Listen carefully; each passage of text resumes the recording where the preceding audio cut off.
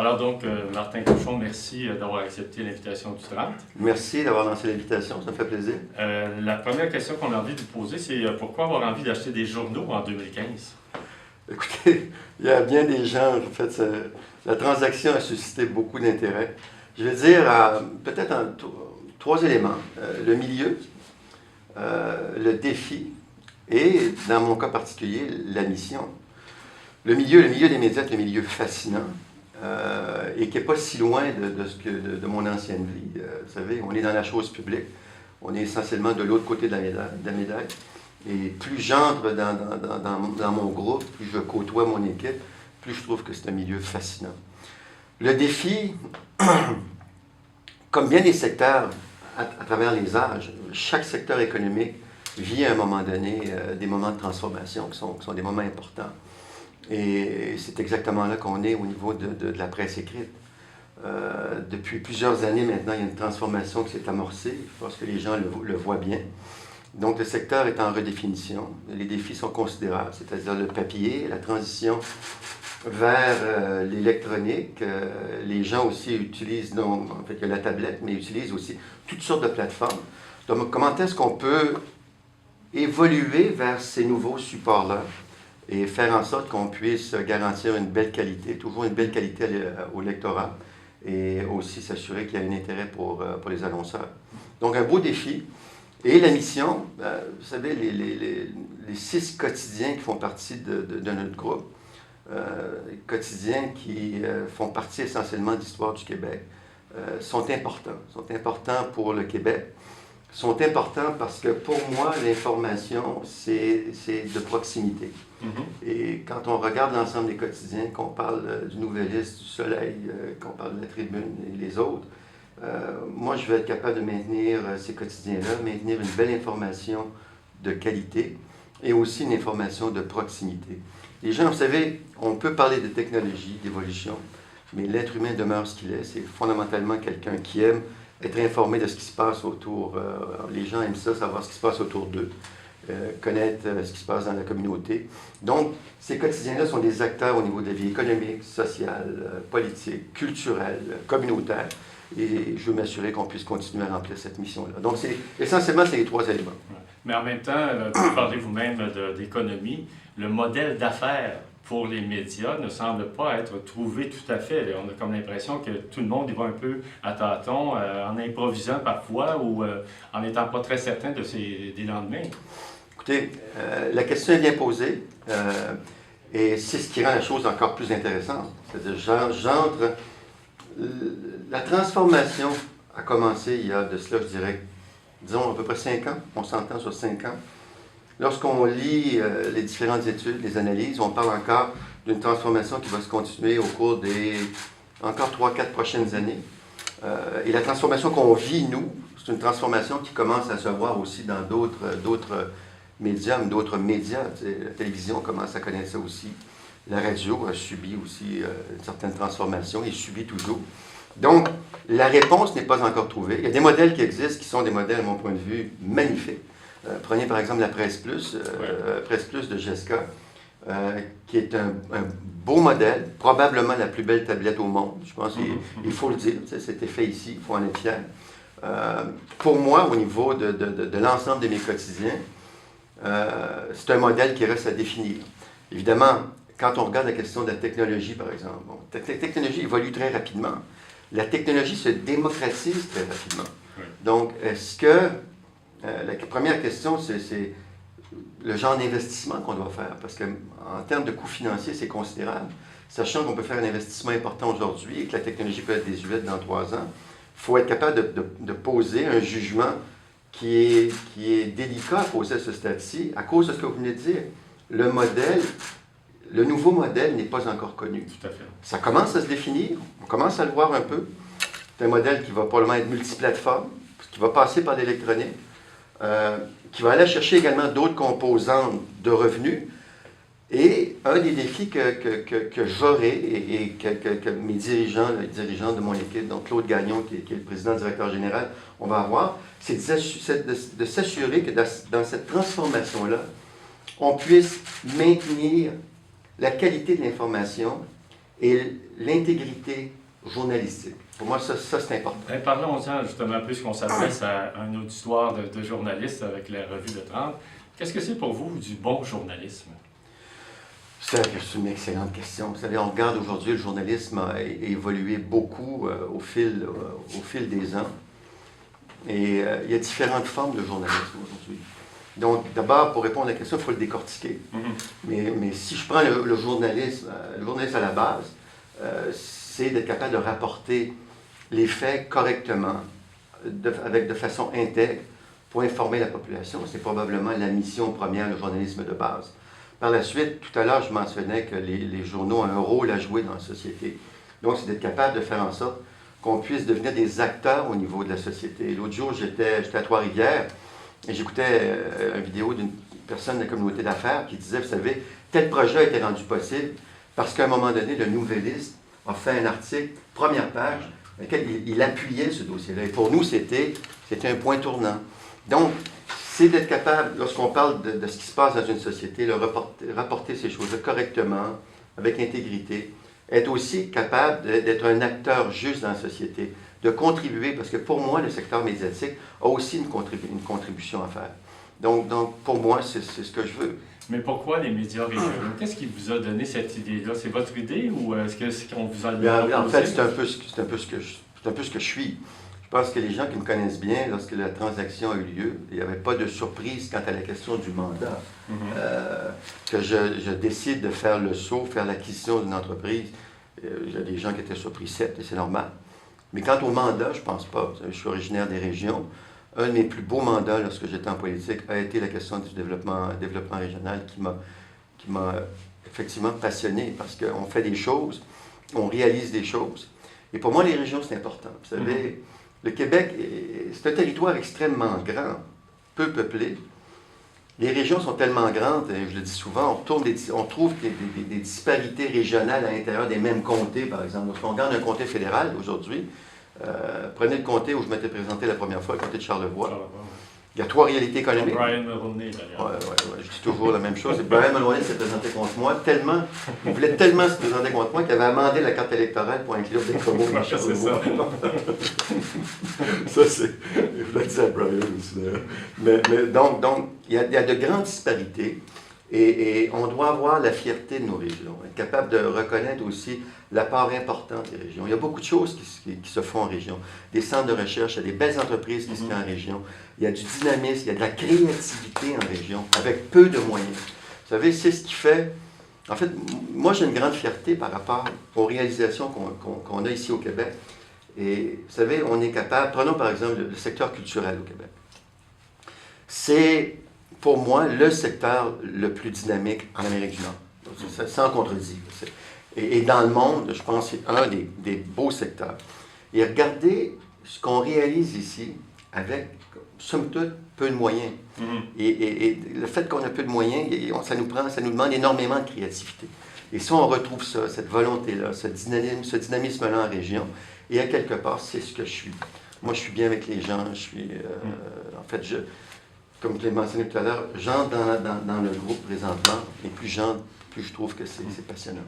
Outre le fait que vous sautiez du monde politique au monde des médias, il y a des gens qui ont été très surpris de vous voir apparaître comme un propriétaire de médias. Je sais que la question vous agace un petit peu, mais il en reste pas moins qu'on ne vous connaissait pas une fortune personnelle immense.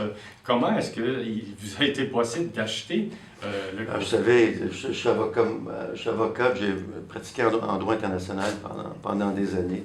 Il y a plusieurs façons de monter une transaction.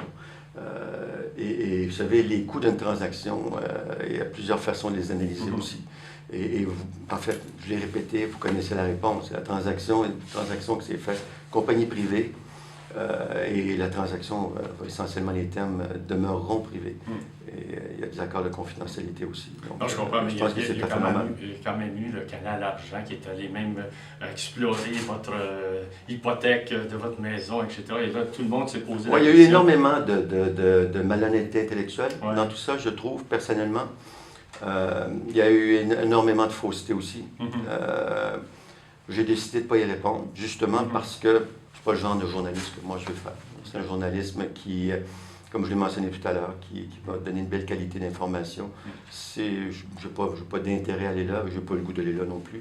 Par contre, je trouve ça malheureux d'avoir des couvertures de ce genre-là. Ouais. On vous a aussi accusé d'être un prête-nom pour la famille Desmarais. Ma réponse est toujours la même. Pourquoi je fais ça? Ouais. J'avais une belle carrière, moi, en droit international, spécialisé sur la Chine. J'étais bien. Vous savez, il y avait possibilité de retour en politique si je voulais. Donc, pourquoi je fais ça? Écoutez, je suis le seul et unique propriétaire à 100% du groupe, de la société. Et j'en suis particulièrement fier. Et fier de mon équipe aussi. Puis, vous savez, on a un beau défi devant nous. On va le relever ensemble. Ouais. Il y a des gens, évidemment, on a parlé, nous, des journalistes du Soleil, du Nouvelliste, et beaucoup de ces journalistes-là sont inquiets parce qu'ils ont parfois l'impression que vous êtes devenu propriétaire de ces médias-là pour aller faire peut-être un travail de compression, de réduction de personnel que la famille Desmarais ne souhaitait pas faire ou pour différentes raisons. Et donc, d'une certaine manière, que vous êtes peut-être celui qui va faire ce travail-là. Vous savez, il faut regarder l'ensemble. Jessica, l'évolution de Jessica, et ça, il faudrait poser la question à M. Crevier. La Presse Plus, où la Presse Plus s'en va, l'ensemble des médias qui font partie de mon groupe, la réalité de ces médias-là, où ils s'en vont. Donc lorsqu'on regarde le portrait d'ensemble, c'est essentiellement deux réalités qui sont différentes. Donc, le fait de vendre les médias dont je suis propriétaire aujourd'hui m'apparaissait un geste tout à fait normal. Maintenant, écoutez, je ne suis pas là du tout pour fermer l'ensemble. Au contraire, sinon je ne serais pas là. Je suis là parce que j'y crois. Est-ce que ça va être facile? Ce ne sera pas facile. On en a parlé tous les deux au début. C'est un secteur qui est en redéfinition, un secteur qui est en transition. Donc oui, on va devoir se remettre en question. On va devoir probablement apprendre à faire les choses différemment aussi. Mais tout ça va se discuter là, avec nos syndicats. D'ailleurs, les discussions vont commencer. Et avec Jessica, est-ce qu'il y a encore des ententes de transition? Je pense entre autres à aux publicités nationales. Mais il y a encore des accords. Il y a encore des accords qui demeurent, des accords qui sont bénéfiques pour les deux. L'accord de publicité nationale. Évidemment, tout ne peut pas se faire non plus du jour au lendemain. Par exemple, la question de tout le système informatique. Extrêmement complexe de détacher l'ensemble de nos journaux. Ça se fait progressivement, correctement aussi. Et très prochainement, on aura notre propre image. Et nos journaux seront comment on dirait, en plein centre dans l'ensemble de l'Internet. Vous vous donnez combien de temps pour évaluer la situation, puis, je dirais, établir les hypothèses avec chacun des médias? Vous vous donnez combien de temps pour évaluer tout ça? Une question intéressante parce que tout ça, d'abord, il faut bouger rapidement. Comme tous les gens du secteur présentement, on fait face à une diminution des revenus du côté papier. Il y a une augmentation du côté électronique aussi. Et une augmentation qui va s'accentuer au cours des prochaines années. On le sait, on connaît un peu, c'est une espèce de vase communicant. On doit bouger rapidement. Combien de temps, c'est difficile? Parce que tout ça, ça fait partie de discussions que j'ai avec mes équipes, tous les journaux présentement. Encore une fois, les syndicats qui travaillent bien, qui sont une partie importante du groupe. Donc, on va le faire en collaboration, en coopération avec tout le monde, mais il faut bouger rapidement. Et toutes les hypothèses sont sur la table. Est-ce qu'il est exclu que vous investissiez davantage dans certains de ces médias-là? Est-ce qu'il est exclu que certains de ces médias deviennent hebdomadaires? Il est trop tôt. Il est trop tôt. Moi, j'aimerais ça être capable de transformer le modèle, de mettre la société, je dirais, le groupe à niveau avec l'ensemble des autres, être capable d'aller à l'électronique aussi. J'aimerais ça être capable de faire en sorte que d'ici la fin de l'année, c'est possible. L'électronique, tablette, j'aimerais ça d'ici la fin de l'année, mais on peut avoir un peu de délai. Donc, être capable de tout mettre en place d'ici la fin de l'année, ce serait bien. Pour être capable de faire en sorte que l'an prochain soit une année qui va vraiment être une question stratégique pour le groupe. C'est-à-dire, est-ce qu'il y a collaboration particulière, est-ce qu'il y a filiation avec des groupes? Et je pense que l'année prochaine va être une année de transition de ce côté-là pour le groupe. Et dans le cas de votre relation avec la Presse Plus, parce que on sait fort bien que la Presse Plus, son objectif aussi, c'est de ne plus avoir de territoire. C'est d'être véritablement un média national et je dirais même à l'ère numérique partout disponible. Est-ce qu'il n'y a pas là quand même une certaine forme de compétition, de concurrence que la Presse Plus fera également aux médias régionaux que vous allez... Ben, vous savez, il n'y a pas seulement la Presse Plus. On est dans une concurrence de tous les instants avec tous les acteurs dans le milieu, là. Ça, c'est tout à fait normal. Par contre, si je peux parler pour mon groupe, vous savez, l'information pour moi, ce qu'on veut faire, c'est de l'information de proximité. Donc, on veut toujours être le reflet de la communauté. Et moi, ce que je disais à mon équipe, on peut aller tablette et on va aller tablette. C'est un support qu'on va devoir offrir. Mais lorsqu'on regarde l'information, la limite territoriale, souvent, c'est ce qu'on appelle l'intérêt du lectorat. Donc, même si je vais tablette demain matin, je ne pense pas que les gens vont nécessairement me lire en France, à moins qu'il y ait une problématique particulière. Donc, ta limite, c'est vrai qu'avec une tablette, et c'est là qu'on s'en va, il n'y a pas de limite territoriale, on peut me prendre partout. Ouais. Mais la réalité, la vraie limite, c'est la limite de ton lectorat. Moi, ce que je prétends, c'est que dans l'ensemble, dans l'ensemble ce que j'appelle moi les capitales du Québec, on a une super équipe. Au niveau de la salle de nouvelles, on est extrêmement fort. Donc, on est bien enraciné. Une des craintes que les journalistes manifestent beaucoup, et je dirais que c'est partout, dans tous les médias, peu importe quels sont les propriétaires, c'est de voir le patron intervenir dans les salles de presse, intervenir sur le contenu, tenter d'influencer. Le plus récent exemple, c'est ce monsieur de Bell Media qui est intervenu parce qu'il ne voulait pas entendre sur ses ondes et dans ses médias la décision du CRTC qui avait été rendue. Est-ce que vous êtes ce genre de propriétaire qui veut intervenir ou est-ce que vous considérez qu'il doit y avoir une certaine forme d'étanchéité? Je pense qu'il doit y avoir, et ça c'est vraiment, c'est ce qu'on appelle... C'est important pour le milieu, c'est-à-dire l'indépendance de la salle de nouvelles. Et dans mon cas, vous savez, avec mes antécédents, c'est certain que je vais être surveillé à la loupe. Et je peux vous dire que lorsque je suis arrivé, j'ai passé un message très clair.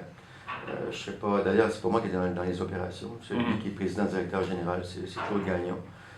Qui connaît déjà l'ensemble de nos journaux, qui connaît déjà très bien l'équipe, qui a établi un modus operandi avec eux aussi. Et je n'ai pas l'intention d'intervenir dans le quotidien, pas du tout. Avez-vous l'intention d'écrire? C'est une bonne question. Ça vous tente pas? C'est une bonne question.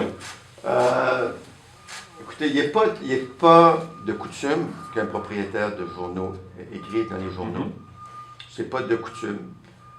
Pour que je décide d'aller de l'avant avec moi-même avec la plume, il faudrait que ce soit un thème qui relève d'une problématique de société importante. Et généralement, lorsque je regarde la qualité journalistique autour de moi, je ne pense pas que j'ai à faire ça. Les gens sont vraiment à la fine pointe, toujours à la fine pointe des sujets aussi. Prenez la question de l'éditorial. Nos éditoriaux ici au Québec sont signés. Ça appartient à la personne qui l'écrit. Évidemment, il parle pour nous. Mais il y a un choix quand même qui est fait des éditorialistes. Nous, on n'intervient pas. C'est vraiment les éditorialistes, l'équipe décide et la personne qui signe, c'est le reflet de son... Il n'y aura pas de ligne éditoriale imposée, par exemple, lors des prochaines élections au Québec, au Canada plutôt? Les prochaines élections, vous savez, je crois comprendre que regardez, on regarde chaque comté, puis c'est la qualité des candidates ou des candidats.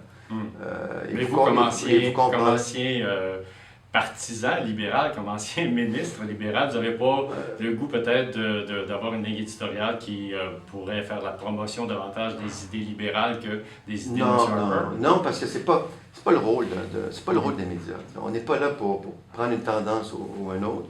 Je pense que les médias sont là pour faire en sorte, encore une fois, que les gens puissent y voir clair dans un débat, politique et faire en sorte également d'être suffisamment éclairés pour effectuer le meilleur choix. Et je n'ai pas du tout l'intention de donner une orientation libérale parce que mes antécédents, pas du tout. Et une dernière question aussi dans toute cette question d'intervention puis de relation et l'apparence des fois qu'il peut y avoir. Beaucoup de journalistes sont aux prises avec une situation où les propriétaires occupent un immense territoire. Est-ce que, par exemple, en siégeant sur des conseils d'administration, parce que la propriété a des filiales, etc., est-ce que vous avez l'intention, par exemple, de vous retirer des conseils d'administration sur lesquels vous siégiez? Je ne suis pas dans les opérations. Celui qui vraiment est là sur une base quotidienne, c'est Claude Gagnon, le président directeur général. J'ai les conseils d'administration que je vais conserver et je demeure conseil à mon ancien bureau d'avocat. Évidemment, conseil, c'est symbolique, donc j'y passerai pas de temps parce que mon temps, c'est 120% de mon temps, c'est mon entreprise, mon équipe. Cependant, je conserve mes conseils d'administration comme beaucoup le font au niveau des médias. Je pense qu'il est important, c'est de dénoncer ces conseils-là auprès de son entreprise pour éviter toute forme de conflit, d'autant plus que dans mon cas, c'est moi qui est président directeur général. Vous avez dit que vous vous donniez 5 ans pour évaluer puis faire avancer les choses. 5 ans, c'est ce que je dis, c'est que le milieu, l'évolution, la transition du milieu va durer encore 3, 4, 5 ans. Mais pour changer le modèle et me repositionner sur le marché, redynamiser le groupe, nous recentrer sur notre mission, je pense qu'il faut bouger rapidement. Et quelle marque, quelle empreinte de Martin Cochon vous aimeriez laisser dans 5 ans sur ces médias-là? Écoutez, dans 5 ans, si je regarde le groupe, j'ai maintenu une information de qualité, des belles salles de nouvelles dans l'ensemble des capitales qui sont desservies, une information de proximité, comme je l'ai dit, et que j'ai réinventé le modèle, nos façons de travailler, et que je regarde le groupe et je dis maintenant, je peux dire, dans l'ensemble des capitales desservies, on a des quotidiens et qui sont là pour rester, et parce que c'est mon but. J'aurai énormément de fierté. Et quand je vous dis ça aujourd'hui, quand je regarde le défi devant moi, j'ai pas l'ombre d'un doute aujourd'hui qu'on va y arriver. On va y arriver à cause du lectorat. Les gens ont un gros sentiment d'appartenance par rapport à leur information, à nos marques également. Et aussi, à tous les jours, je reçois énormément d'énergie parce que je côtoie mon équipe, les gens qui travaillent au sein du groupe. Et je vois là des gens qui ont le nom de nos journaux tatoué sous le cœur, qui veulent y arriver, qui veulent réussir. Et c'est grâce à ça essentiellement qu'on va être capable de virer tout ça de bord et de se remettre sur un modèle super dynamique. Des beaux défis. Oui, et donc dans 5 ans, vous voudrez faire taire tous ceux qui ont dit Martin Cochon est un prête-nom pour la famille des Marins, tout ça. Vous savez, c'est intéressant d'écouter ces choses-là, comme les gens qui ont dit qu'on les fermerait. Ça me rappelle toujours quand je suis arrivé au développement régional. Il y avait à ce moment-là un réseau le réseau des sociétés d'aide au développement des collectivités, les SADC. Et quand je suis arrivé, ce qui se disait partout au Québec, c'est Cochon est ici pour fermer le réseau des SADC. Et je leur ai dit dans mon premier discours que je ne fermerais pas le réseau des SADC, que je me battrais au sein de mon caucus et au sein du cabinet pour maintenir les sociétés d'aide au développement des collectivités. Aujourd'hui, plusieurs années plus tard, si vous regardez les outils de développement économique qui existent dans l'ensemble des régions du Québec, l'un, sinon le plus bel outil de développement économique, c'est le réseau des sociétés d'aide au développement des collectivités. Vous savez, si j'avais écouté les oiseaux de malheur à ce moment-là, peut-être qu'il en aurait été différemment. Je suis arrivé là avec une mission, une volonté, et j'avais aussi dans les sociétés d'aide au développement des collectivités des gens qui avaient à cœur le développement économique. On a réussi. J'ai exactement le même sentiment ici. Dans 5 ans, pas dans 5 ans, dans 3 ans, invitez-moi à nouveau et on va avoir un discours extrêmement positif. Le discours d'aujourd'hui est extrêmement positif, tourné vers l'avenir. Et dans 3 ans, on aura toujours une conversation, vous et moi, qui sera tournée vers l'avenir, qui sera probablement différente. Alors donc, c'est à une prochaine entrevue. Merci beaucoup, Absolument. Martin Cochon. Merci à vous. J'apprécie.